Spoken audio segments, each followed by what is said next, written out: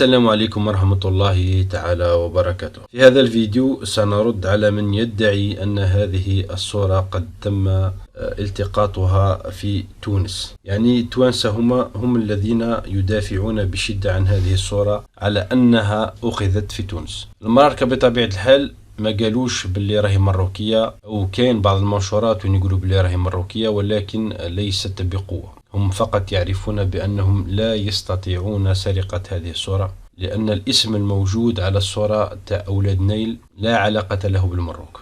والتوانسة قال لك احنا عندنا نويل، وما يقولوا نويل ما يقولوش أولاد نيل، قال لك احنا عندنا نويل، وهذه الصورة تم التقاطها في سيدي بوزيد ولا نويل تاع سيدي بوزيد. الماركة يعملون بشكل مختلف، هم يضعون هذه الصورة في فنادقهم وفي محلاتهم وفي كل مكان، وحتى ظهرت مؤخرا يقومون بطباعتها على القمصان أو على بعض الأفرشة وما إلى ذلك. كي كنت نشوف توانسة كي كان ينسبوا الأرواح من الصورة هذه، حبيت يعني لو كان عندهم مصدر أو مرجع يستندون إليه لنستطيع مناقشتهم انطلاقا مما يقدمونه من مصادر أو مراجع. ولكن التوانسة يعتمدون على أمرين اثنين لينسبون هذه الصورة لهم. الأمر الأول هو قال لك أن هذا المصور لم يزور الجزائر، مثل ما تشاهدون على الشاشة هذه الصورة، حيث أنهم قاموا بالاستناد إلى هذا الكتاب الذي أمامكم، وسنرد عليهم من خلال هذا الكتاب. الأمر الثاني يقولون بأن الختم الموجود على هذه الصورة أو على صور أخرى، هذا الختم مكتوب عليه تونس، إذن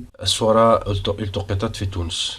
كما تعرفون جميعا أن هذا الختم هو الدليل على مكان تواجد الاستوديو وليس مكان التقاط الصورة. يعني كل مصور عنده الختم الخاص به. إذن راح يكون الفيديو الأول هو لمناقشة أو للرد على أن هذا المصور قد قام بزيارة الجزائر. راح يكون فيه فيديو ثاني لمناقشة الختم ولنثبت لهم أن هذا الختم لا يعني بالضرورة أن هذه الصورة التقطت في تونس، وسيكون يعني بالدليل القاطع. راح نديروا فيديو ثالث نتحدثوا فيه بشكل عام عن ما يروج له التوانسة ولا ما تحدثنا عليه في الفيديو هذا وفي الفيديو القادم، كي يكون كخلاصة وكمناقشة وكدردشة بيننا. من هنا حتى نديروا الفيديو الثالث هذا إن شاء الله.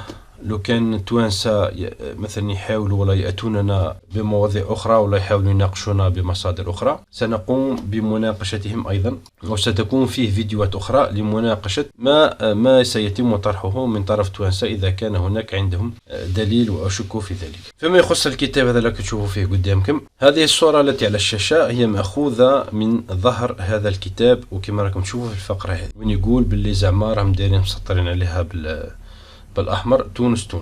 وسنرد عليهم من خلال هذا الكتاب. كي تفتح الكتاب تلقى في الكتاب عدة صور، سأكتفي بهذه الصورة، ولكن في الفيديو القادم سنستعرض بعض الصور الأخرى. تلقى هنا كتب لك مثلا هذه صلاة الجمعة في واحة في بسكرة، من خلال نفس الكتاب الذي يستشهد به على أنه لم يزور الجزائر. وهذا هو كاتب الكتاب بنفسه يضع عدة صور تحت تسمية الجزائر أو الجنوب الجزائري أو التقطت في الجزائر. إذن من خلال نفس الكتاب الذي استعمله التوانسة نرد عليهم بأنه فيه صور جزائرية والتقطت في الجزائر. ولكن عندنا دليل آخر أيضا. الدليل الآخر هو هذا الكتاب لصحفي وباحث فرنسي. شوفوا مثلا صاحب هذا الكتاب وش راه يقول في هذه الفقرة هنا. سأقرأ ترجمة الفقرة مباشرة. يقول لك الأمر الأكثر إثارة للاهتمام هو الاستخدام الذي تمكن الرسامون من القيام به لهذه الصور. فالفنان إيتين ديني الرسام المستشرق المعروف أيضا باسم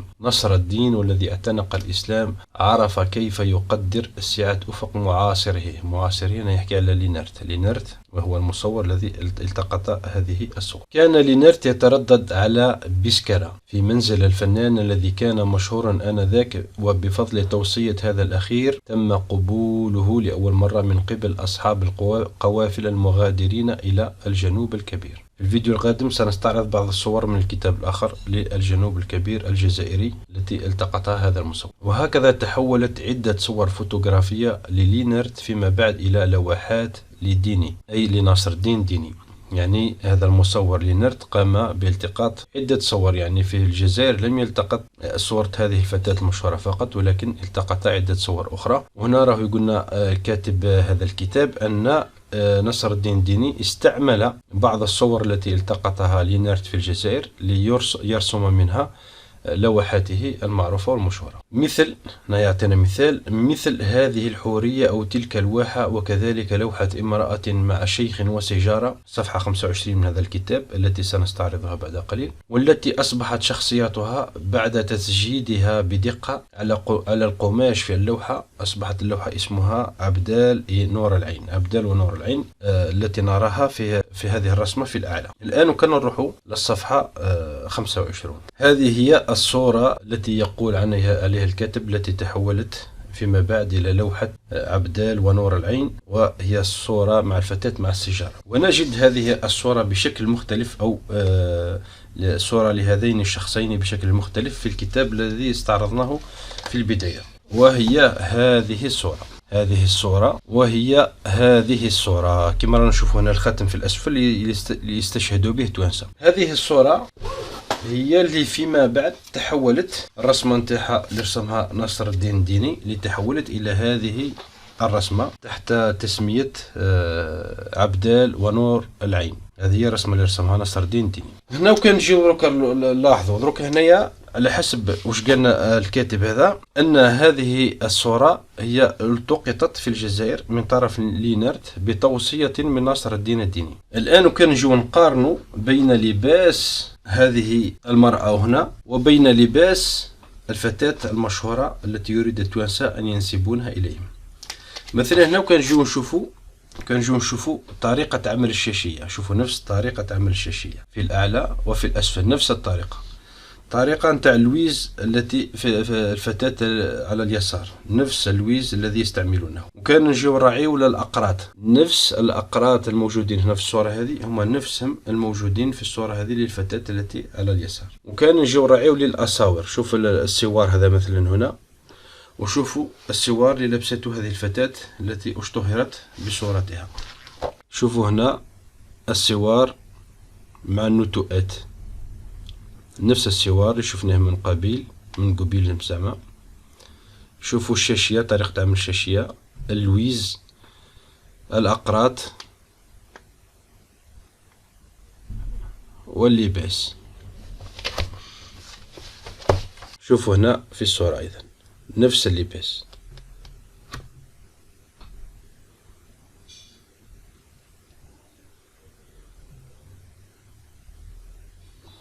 الآن كان نحب نبحث عن المجوهرات هذه في هذا الكتاب مثلا الذي يتحدث، أو هو بمثابة كتالوج للمجوهرات الجزائرية الذي طبع سنة 1900. راح نلقاو هذا السوار اسمه مقياس ولا سوار في الكتاب، والكتاب يخبرنا أيضا أنه يستعمل بورتي إيغالمون بسكرة من طرف نساء قبيلة فرفار وقبيلة أولاد نيل. وكان نجو نشوفوا الكتاب هذا مثلا الذي يحكي على المجوهرات في شمال إفريقيا، راح نلقاو يتحدث على نفس السوار. والسوار هذا عنده عدة أشكال، هناك من هو مزخرف بالمرجان وهناك العادي. راح يقول لك بلي سوار من بسكرة، ويعطي بعض الشروحات عليه وعلى أنه كان يستعمل في توغورت أيضا. ومن بعد يقول لك في جربة هذا الاسم سوار يستعمل لسوار آخر. هنا يعطيكم تفاصيل السوار الآخر الذي كان عريضا في الوسط ورقيقا من الأمام من الطرفين، الذي لا علاقة له بهذا السوار. يعني كان موجود في تونس لقال، وهذا السوار أيضا يوجد في جربة أو في تونس أو في سيدي بوزيد. إذا هنا نقدر نقول بلي أجبنا على السؤال هل زار المصور الجزائر أم لا. في الفيديو الثاني راح نزيد نفصل في هذا الموضوع أكثر. هنا أجبنا من خلال الكتاب الذي استشهدوا بهم هم أنه زار الجزائر، لأن في الكتاب نفسه موجود عدة صور ويقول أنها التقطت في الجزائر أو في الجنوب الجزائري. الكتاب الثاني الذي استشهدنا به يقول أن لينارت زار الجزائر والتقى بنصر الدين الديني الذي شجعه على الانطلاق إلى الجنوب الجزائري، أو الذي توسط له عند أصحاب القوافل ليذهب إلى الجنوب الجزائري. ولينارت قام بأخذ بعض الصور لأولاد نيل الجزائر، والتي استعملها نصر الدين الديني ليرسم لوحاته مثل اللوحة التي رأيناها من قبل، وهي مأخوذة أو مستوحاة من صورة للشيخ وامرأة وصاحبة السجارة كما ذكر. وهنا نفتح قوس على أهمية الملابس كاين البعض اللي يقول لك هذه الشليقه تاع الكتان انتم راكم تحاربوا عليها. هنا من خلال المجوهرات ومن خلال الملابس وطريقه لبس هذه الملابس استطعنا التعرف أو إثبات أن هذه المرأة جزائرية من قبيلة أولاد نيل، لأنه حتى في الجزائر نفسها كل منطقة وعندها لباسها الخاص، وكل منطقة وعندها حليها الخاص. الآن كي ندخلوا احنا في التحدي مع التوانسة ونقولوا لهم أعطيونا صور لأولاد نيل نتاعكم نتوما بنفس هذا اللباس وبنفس هذا الحلي، التوانسة سيصطدمون بحائط. إذن هم يلجؤون فيما بعد، لأنه صار لي نقاش مع بعض التوانسة كي نحب نعجزهم نقول لهم أعطيوني صور مشابهة لهذه الصور وبنفس اللباس من قبيلة أولاد نيل التي تدعون أنها تونسية. فما الذي يفعله التوانسة هذو؟ يروح يجيبوا لك الصور نتاع أولاد نيل جزائريات هو فقط مكتوب في البطاقة البريدية تونس. وكما معروف البطاقات البريدية لا تستطيع الاستشهاد بها، لأنه فيه خلط كبير في البطاقات البريدية. حتى في الجزائر نفسها ما بين منطقة وأخرى كان يجيبوا الموديل أو بعض النساء يلبسوهم يديروا خلط، هذا قد نتحدثوا عليه في فيديو آخر. مثلا يلبسوها بشوية مجوهرات قبائلية ويديروا لها ملحفة، مثلا ملحفة تاع أوراسية، ويخلطوها ويقول لك فتاة من الجنوب، فتاة من الجزائر، فتاة من بسكرة. ومن بعد الناس تدخل في جدالات أن هذا الحلي ليس حلي تاع بسكرة وكذا وكذا. فما بالك بدول أخرى؟ يعني للأسف الصور نتاع الجزائريين والجزائريات هي التي تعرضت كثيرا إلى هذا التشويه. يعني تلقى صورة جزائرية التقطت في الجزائر يطبعوها في بطاقات بريدية ويكتبوا عليها تونس ويكتبوا عليها المروك، وهذا ما يدخلون في جدالات ونقاشات مثل ما نقوم به في هذا الفيديو. والشيء اللي خلى التوانسة يرزقوا في الصورة هذه أن هذه الصورة اشتهرت على النطاق العالمي وبجمالها، بجمال حليها، لباسها والتفاصيل الموجودة فيها. وفيما بعد هذا المصور فقط كان عنده الاستوديو نتاعو في تونس، فهم تلصقوا في هذه كلمة تونس وقالوا بالله تونسية. لو تبحث في كتب التاريخ ولا الكتب الاستعمارية بمجرد أن تجد أولاد نيل ولا قبيلة أولاد نيل فهم مباشرة يتحدثون عن قبيلة أولاد نيل الموجودة في الجزائر. حتى لو كان تبحث مباشرة في جوجل سيقودك إلى قبيلة أولاد نيل الموجودة في الجزائر. لا يوجد في الكتب الاستعمارية ولا في الكتب أخرى ولا في الكتب تاع البحوث ولا في الصور العديدة والألاف من الصور الموجودة وين تلقى صور هي أصلها تونسي. هنا نكون قد جاوبنا على السؤال: هل زار هذا المصور الجزائر أم لا؟ نعم، زار هذا المصور الجزائر. في الفيديو القادم سنتحدث عن الختم الذي يستشهدون به على أنه مكتوب فيه تونس، إذن الصورة هي تونسية. والسلام عليكم ورحمة الله تعالى وبركاته.